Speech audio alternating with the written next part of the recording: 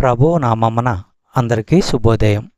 ఈరోజు దేవుని వాగ్దానము ఏమనగా, రోమీయులకు రాసిన పత్రిక 12వ అధ్యాయము 4-5 వచనములు.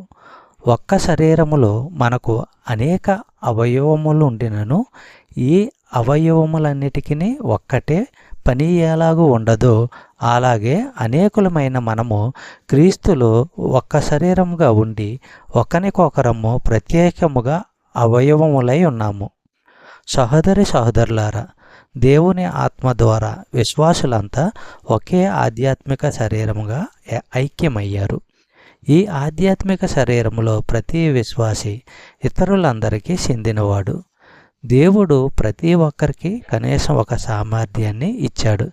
ఆ శరీరంలో ప్రతి ఒక్కరూ ఇతరులకు ఉపయోగకరంగా ఉండాలని ఇలా ఇచ్చాడు.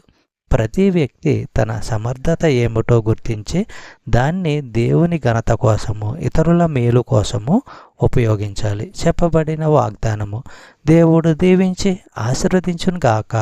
ఆమేన్.